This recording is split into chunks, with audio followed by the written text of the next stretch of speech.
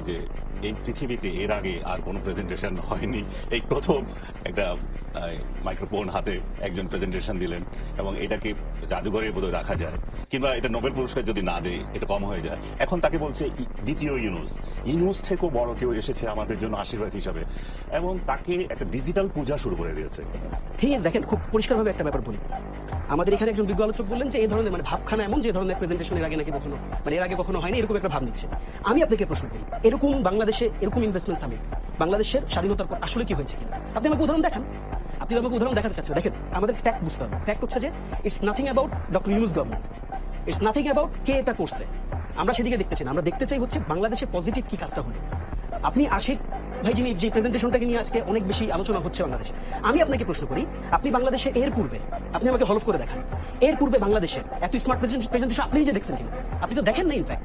এখন তাহলে অনেক প্রশ্ন আসতে পারে, এটাকে আমরা যেমন ট্রেডিশনাল আলাপটা আমরা আসি, যেমন আমরা এখানে এই মঞ্চে বসে আমরা বিগত সরকারের অনেক উন্নয়নের গল্পটা আমরা শুনলাম আবার নতুন করে। ফ্যাক্ট আমি আপনাকে বলি, দেখেন গল্পটা কোথায় জানেন? গল্পটা হচ্ছে বাংলাদেশে বিনিয়োগ সম্মেলন বা বিনিয়োগ সামিট, এ ধরনের প্রোগ্রাম বাংলাদেশের আগে হয়েছে। কেমন হয়েছে? এরকম হয়েছে যে সেখানে চাটুকারিতা দেখেছি, এরকম হয়েছে সেখানে বিদেশি বিনিয়োগকারীদেরকে আমরা দেখিনি, দেখছি একটা খোলস, দেখছি কিছু চাটুকর মানুষজন চারপাশে বসা, আর সারাটা দিন ধরে আমরা দেখছি যে সেখানে একজন ব্যক্তিকে কেন্দ্র করে পুরো বিনিয়োগ সম্মেলনটাকে সাজানো হয়েছে, একটা দলকে কেন্দ্র করে পুরো বিনিয়োগ সম্মেলনটাকে বিনিয়োগ সামিটটাকে হচ্ছে গোছানো হয়েছে। দেখেন, আমি সহজ করে বলি, আপনাকে পাবলিক পারসেপশন বুঝতে হবে।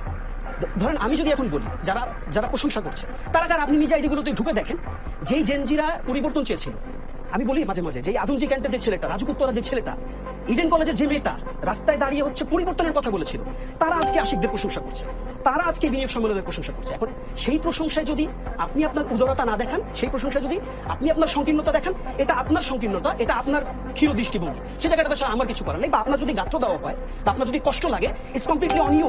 এটা ইউনুস সরকারেরও কিছু এখান থেকে কমে যাবে না, আশিক সাহেবেরও কিছু কমে যাবে না।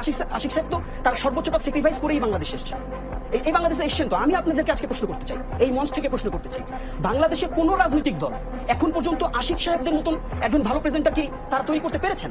আপনি আমাকে দেখান, পারেন নাই তো। সো ফ্যাক্ট কি? ফ্যাক্ট হচ্ছে যে আপনার কাছে যখন 10টা আশিক থাকবে, আপনার কাছে যখন 20টা এরকম প্রোগ্রামের রেফারেন্স থাকবে, ইউ আর মোস্ট ওয়েলকাম। আপনি তখন আপনি এই ধরনের প্রোগ্রামের সমালোচনা করেন। বরং এই মঞ্চ থেকে আমি বিডা এটার ব্যাকগ্রাউন্ডে যারা কাজ করেন, দেখেন আপনি কি কখনো ইভেনচুয়ালি ব্যাকগ্রাউন্ডে যারা কাজ করে এই ধরনের সমালোচনা আপনি কখনো দেখেছেন এর আগে? তাদেরকে তো সামনে আনা হয় না, তাদেরকে সামনে প্রমোট করা হয় না। আমি আজকে আপনার যমুনা টিভিকে ইনফ্যাক্ট ধন্যবাদ জানাতে চাই যে এই প্রোগ্রামের ব্যাকগ্রাউন্ডে যে ভদ্র লোকরা যারা কাজ করেছেন, আপনারা তাদের থেকেও লোকজনদের কাছে সামনে এনেছেন, মানুষরা তাদেরকেও দেখতে চায়। এখন আপনি যে প্রশ্নটা করেছিলেন যে দেখেন স্থিতিশীল গভর্নমেন্ট যেটাকে আমরা বলছি, প্রথমত আমাদের এই আজকের মঞ্চ থেকে আরেকটা নতুন আলোচনা আমরা শুনলাম, সেটা হচ্ছে যে আমরা এই গভর্নমেন্টকে অনির্বাচিত সরকার বলতে খুব বেশি স্বাচ্ছন্দ্য বোধ করছি, কিন্তু আমরা এই সরকারকে গণঅভ্যুত্থানের সরকার বলতে স্বাচ্ছন্দ্য বোধ